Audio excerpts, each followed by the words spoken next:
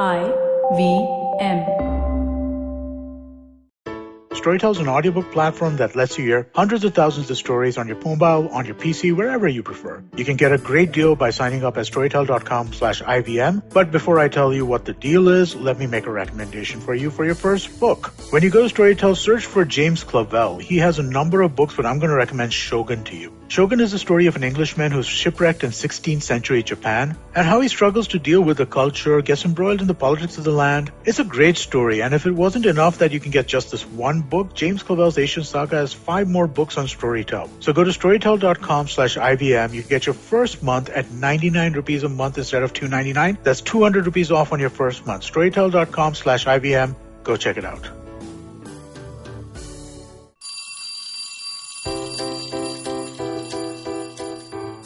Hello one, hello all. Welcome to the Diary of the Traveling Professor. And I'm Siddharth Deshmukh, your friendly neighborhood traveling professor himself. And as I enter the last few days of home quarantine in good old Pune, I'm wondering, what is the right time to start a startup? Yeah, it's that time of quarantine, having spent 1 week in Mumbai in the hotel room, enjoying a great sea view, but in quarantine nevertheless. And now in Pune, good old Pune, which is home, obviously, enjoying home-cooked food, but still in quarantine, wherein, you can think of these things. Perhaps I'm thinking of this particular diary entry of mine, when to start a startup, because Micah's journey, when it comes to some students who take up an idea at the beginning of their second year and convert it into a prototype business plan and all, is almost towards the end of its completion. But what I've noticed is that because of the student debt that a lot of Micans have, they don't end up taking up their projects that they might believe in passionately immediately after they graduate. What they do is that perhaps they do it after they have paid up their student loans, and perhaps then that is the right time for them to start up. In fact, some of them start up in spite of not doing the same project, but they start up in any case. So their entrepreneurial kida always existed in them. There are some, of course, like Akash Sachdev, shout out to him, who started their startup even before they came to Mica. So, in fact, Akash funded his way through Mica because of the success of his startup, and then continued on to do another startup after he left Mica. So, maybe for some, the time to start up is even earlier. I could see that with my daughters, who started even earlier than Akash. They were in their mid-teens or even early teens. They became influencers and, yes, entrepreneurs without even realizing what they're doing. So maybe it was the time for them to start up was maybe the early teens or mid-teens. So am I saying that the younger it is, the better it is for you? Of course, being young has its advantages if the rest of your life conditions are correct and sorted.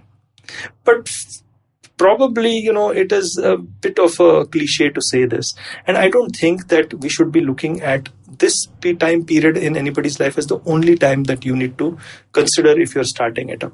There are many people in their early 30s or even late 20s who are kind of fed up with their corporate life and then want to start up something or the other. But what tends to happen, I've seen, is that these people, good intentioned and all of that, keep talking about their ideas without actually getting the nerve to start up, because the comfort of the career is way too much for them to lose. So for them, it is never the right time to start up. Or maybe they do get some courage at some point in time. I've seen people courageous enough in their 40s, shout out to Chandresh Pala, Jitendra Shende, Anurag Sinha, Vibhav Hathi, and so on and so forth. So many people come to mind who have successfully had careers as consultants or, as corporate guys in big time corporate gigs, but then shifted over to their startups to do something amazingly good. Now, the fact is that the 40s might be a time for people to get tired of whatever they're doing and do something at that point in time when they've settled their family and kids and whatever they may be having. Truth be told, if you look at Colonel Sanders of Kentucky Fried Chicken, you really don't have an upper age limit to start up, nor do you have a lower age limit. So perhaps that is not the way in which you should be thinking about when is the right time to start up. Maybe it is never about age. Maybe it is about what advantages you have at a particular time, and also understand what partners you have. Because a lot of times when you are very young, you kind of have partners whom you can trust implicitly, and maybe that trust gets eroded over time as we grow and become more transactional in age. Maybe there are times when we grow old and we start a startup with a younger partner, and maybe that equation works out really well. There are many permutations and combinations, and all of them can be successful. What I think the most important thing for me, after seeing so many entrepreneurs start up their startups at the right time in their careers and see them succeed. I'm not only talking about the ones who maybe tried and failed, or tried and succeeded a little bit but didn't really take off. I'm talking of the true blue successes. The one common thing that I have seen is that they have been resilient after they have started up. And they have continued doing whatever they're doing for a longish period of time, taking the blows as they may. Because frankly, whatever time you start up, it is going to be a tough path than all the other paths that may be available to you at that point in time.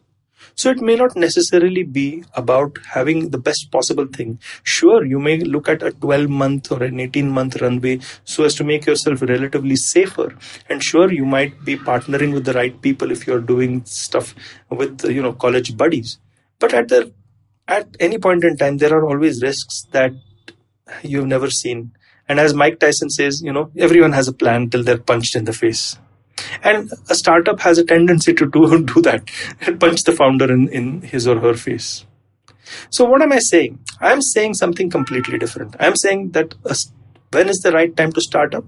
Maybe when the feeling is right. Yes, you heard that right. Maybe when the feeling is right. And that feeling is one wherein you know that only you can do this idea. You've got a great angle to the idea. You know that it's a surefire bet, even if people around you might be thinking it's a risk. And you know that this is now or never and you must do it. And that feeling abides and continues for quite a period of time, at least excruciatingly long in your mind, but it might just be a couple of weeks or maybe a couple of months. But it still nags you. And I think that feeling is what every startup founder certainly has. And that feeling is the best guidance, the best compass for you to actually start your startup.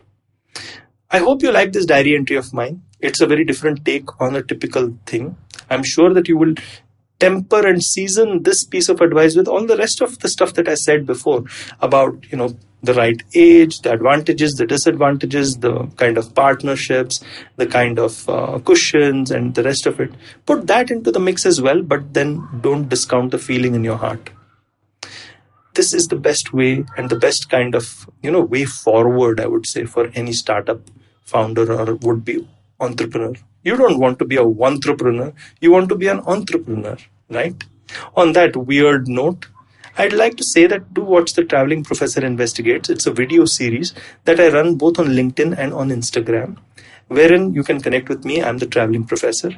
And if you love podcasts like these, well, please go to ivmpodcast.com or download the app or just go to wherever your favorite podcasts are and search for IVM related podcasts and you'll find them there. On that happy note then, when you see me or hear me for the next time, I'm hopefully out of being the grounded professor and I'm back to being the traveling professor. Ciao then. I hope you enjoyed that show. If you aren't following us on social media, please do. We're IVM Podcast on Twitter, Facebook, and Instagram. Let me quickly thank our sponsors on the network this week. Storytel, TheWholeTruthFoods.com, and we have a new sponsor in Syed. Thank you all so much for being part of the network. So, this is Valentine's week, and we have a bunch of stuff for you guys. So I'm going to give you a couple of episodes that you could definitely catch up with. Agla Station, Season 2, Episode 12, Be Our Valentine. Ritasha and Ayushi have a little bit of talk about love and all the rest of the stuff that goes wrong with that. On The Habit Coach, episode 396, Ashton Doctor did an episode which went into the much-debated origins of Valentine's Day. Also, do check out Candid Kannan with Siddharth Kannan featuring Govinda and his wife Sunita Ahuja. He talks to them about amazing 33 years together. But you know what, folks? If you want to hear more about these Valentine's Day things, what I suggest is go to our webpage, ivmpodcast.com/blog. And on the blog, we're going to post a bunch of different playlists that we've created for all the various major services. So if you're feeling in the mood for love, do check that out. You'll definitely enjoy enjoy it. Just a quick note on a few other noteworthy episodes this week. Nankari Kunal Vijayakar was the guest. They spoke about street food with him. On Simplified, they talk about vaccinating 1 billion people, then the logistical and administrative task in front of us. And on the Wire Talk, Siddharth talks to Devdutt Mukhopadhyay about the human cost of internet shutdowns. And with that, I hope to see you again next week.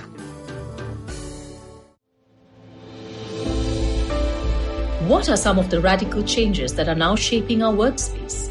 With physical distancing and heightened safety protocols being the norm, will technology finally make its large-scale entry to the workspace?